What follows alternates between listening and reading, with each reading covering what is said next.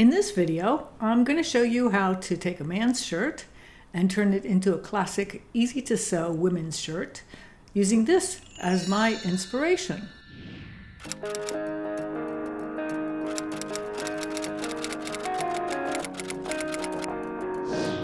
This is a quick and easy project, which doesn't take long to make, but the neck binding can be a little tricky, so I'll go over it in detail and hopefully everyone will be able to follow along.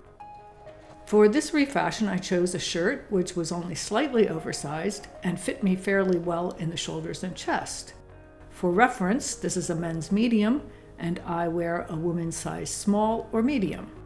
You'll also need some 1/4 inch elastic for the sleeves. So let's get started. First, remove the pocket if your shirt has one. Make sure to cut only the threads and not the fabric, because if there's a hole in the front of the shirt, it will be very noticeable and difficult to repair. Cut off the collar right where the two seams meet. Next, we're going to widen the neck opening. Start at about 1/2 inch above the top of the button and draw a straight line across the button placket. Then draw a curved line from the yoke to the button placket. If you don't want to draw the circle freehand, you can use a plate or other rounded object as a guide. Fold the shirt in half along the button plackets, then cut along the marked line to cut both sides of the shirt.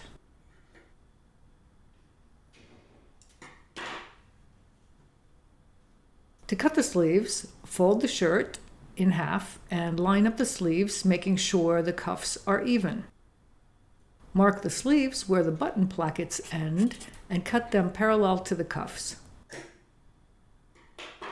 Next, we're going to cut the strips for the neck binding.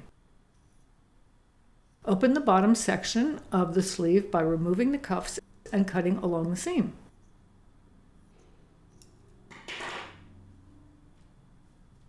Remove the button plackets. Square up the ends, then cut 2 rows of strips 1.5 inches wide from each sleeve. Pin the strips together with the right sides of the fabric facing. Sew the neck binding strips together, back tack at the beginning and end.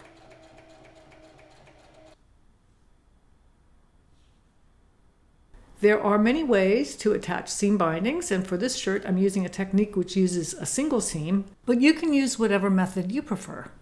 For this method, start by ironing the seams open. Fold one end of the binding strip up by 1/2 inch and iron into place. Fold the strip in half lengthwise and iron it from one end to the other to create a guideline. Fold one side to the center fold, iron it in place, and continue along the length of the strip. Fold the second side to the center fold so that it's slightly less than half, and iron it in place as well. Fold the entire strip in half, making sure that one side is slightly longer than the other. Then iron again. Check to make sure one side is slightly longer throughout the length of the binding. Line up the end of the binding strip with the end of the button placket and sandwich it between the two sides of the binding. The longer side of the binding should be in the back.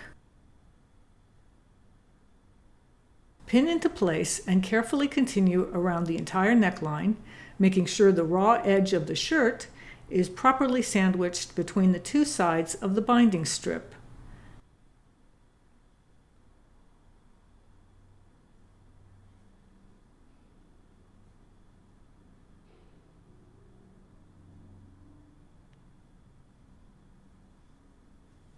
When you reach the second placket, trim off the extra binding, but make sure to leave an extra 1/2 inch so you can fold it under. Fold the end under 1/2 inch and iron it, then re-iron both sides of the binding. And pin the binding into place. Sew around the neckline on the right side of the shirt as close to the fold of the binding as possible. It can be a little difficult to start sewing on the button placket because you're sewing through multiple layers of fabric, so you may have to use the hand crank to help the machine along. To sew close to the fold, I line up the fold with the curved part of the presser foot as I sew. Back tack at the beginning and end of the seam. Check both sides of the neckline to make sure the stitches caught on both sides.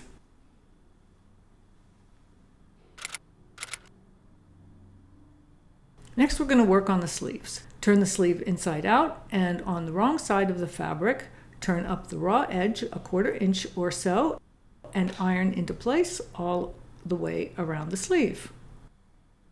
Turn the folded edge up again, making sure you have enough room for a safety pin and the seam. A 1/2 inch is generally enough. Iron again and pin into place if desired. Starting near the underarm seam, sew close to the fold all the way around the hem. And do not back tack. When you come around to the seam again, leave a gap of 1 inch or 2 to insert the elastic. To measure the length of the elastic, wrap it around your arm and add 2 inches for overlap. Attach a safety pin to the elastic, insert it into the channel, and thread it through until it comes out the other side. Overlap the ends of the elastic 1 inch and sew them together. Elastic can be slippery, so it helps to pin the ends in place and remove the pin after it's under the presser foot. Sew the strips of elastic together with a zigzag stitch. I used one that was 3 millimeters wide and 2 millimeters long. Back tack at the beginning and end. Trim the ends of the elastic and distribute the gathers. Sew the gap closed by starting on the first part of the seam and back tacking. Sew over the gap to the second seam and back tack again.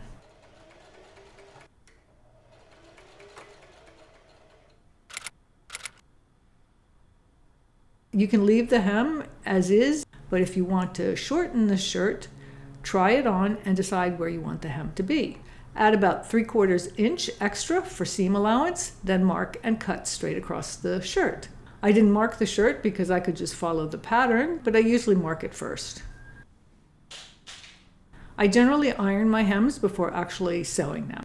So starting on the button plackets, on the wrong side of the fabric, turn up the edge a 1/4 inch or so and iron it into place, and continue around the entire hem. Turn the folded edge up again, iron again, and pin into place. Starting on the button placket, back tack, then sew close to the fold all the way around the hem. If your machine is having trouble sewing over plackets and side seams, you can use a tool to flatten the fabric as you sew. I use these blunt-tipped scissors. Back tack when you reach the placket, and that's it, we're done. And here's the result. So you can see how, with just a few changes, you can turn a men's shirt into a classic women's shirt without any complicated sewing. My original plan was to add a ruffle trim, but then I changed my mind because I thought it looked better without it. That being said, if you want to add ruffles, you can use the leftover hem scrap. Either way, I hope this inspires you to try your own refashioning project. Thanks for watching, and happy upcycling!